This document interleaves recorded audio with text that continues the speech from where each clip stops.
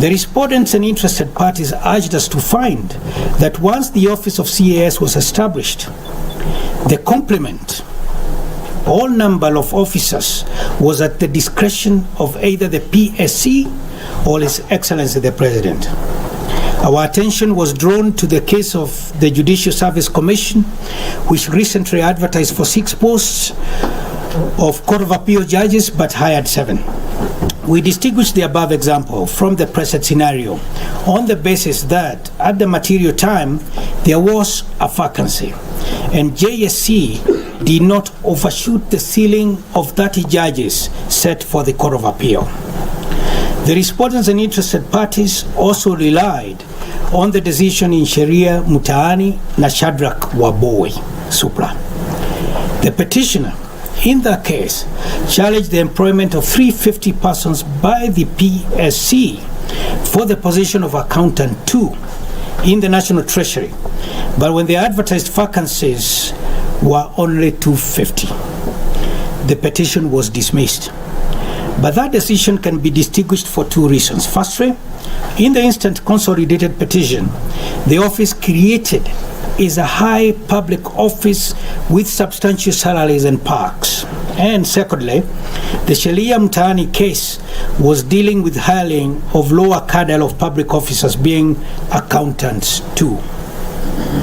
As we pointed out earlier, in interpreting the Constitution, this court is bound to adopt a purposive approach which seeks to give effect to the true purpose of legislation, unquote, and may examine, and I quote, material that bears upon the background against which the legislation was created.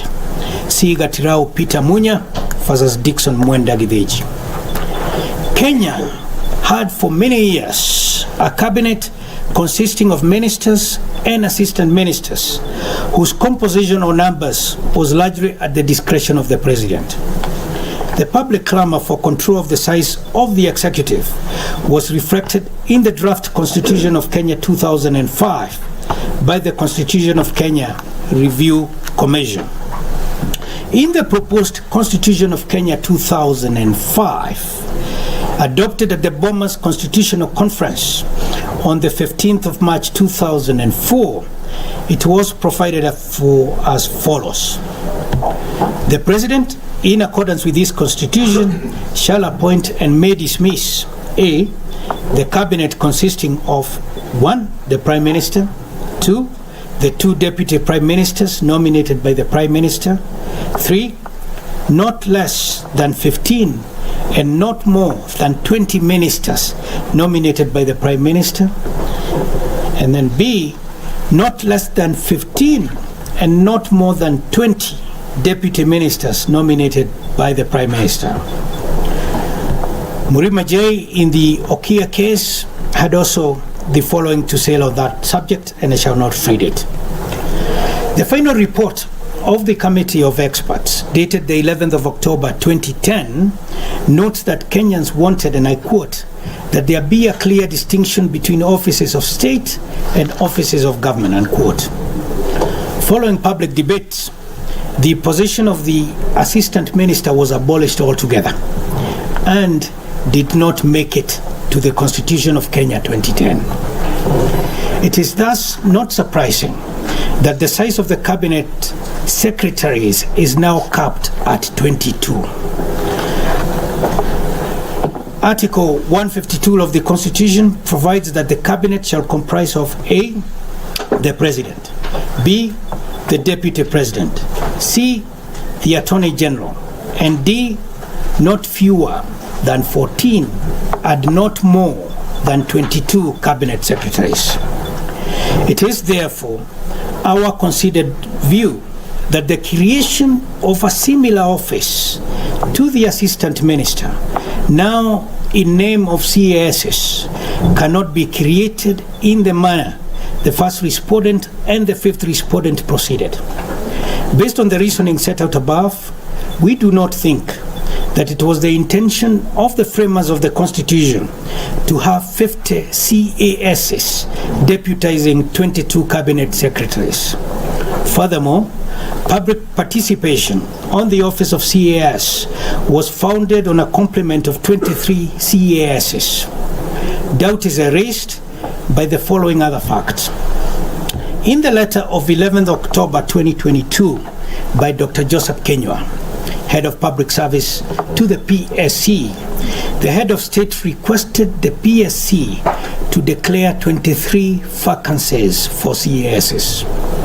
We note, however, that the special issue of Kenya Gazette Notice number 12432, dated 12th of October 2022, and the media advertisement the following day, calling for applications from suitable candidates, did not set the number of vacancies. Furthermore, the stay in the Court of Appeal preserved the original office created on 24th January 2018. Once that office was abolished on 21st September 2022, the newly created office and complement of 23 office holders could no longer benefit from that stay. Accordingly, the newly created office and fresh complement of 50 had to comply with the Constitution and the criteria set out earlier in Okia's case in order to be lawfully established. They did not comply. For the avoidance of doubt, the entire complement of 50 CASs is therefore unconstitutional. These are our final orders. Having answered all the issues that we framed in the consolidated petition, we now make the following final orders. A, that the current office of Chief Administrative Secretary, created by the first and fifth respondents and contained in the Kenya Gazette Special Issue number 12432, dated 12th of October 2022, and which announced the vacancies thereof, is unconstitutional. B, that whereas there was some reasonable public participation on the first complement of 23 Chief Administrative Secretaries, there was no such participation regarding the additional complement of 27 office holders. C, that the entire complement of 50 Chief Administrative Secretaries, which is to say all the second to the 51st interested parties, is unconstitutional. D, for the avoidance of doubt, the notification by the first respondent dated the 16th of March 2023, appointing the second to 51st interested parties to the office of Chief Administrative Secretary is hereby quashed. E, that the prayer that Section 26, subsection 2 of the Salaries and Remuneration Commission Act and the Salaries and Remuneration Commission Remuneration and Benefits of State and Public Officers Regulations 2013 be declared unconstitutional is disallowed. F, a declaration is hereby issued that the first respondent enjoys constitutional immunity from suit and was illegally joined into the proceedings.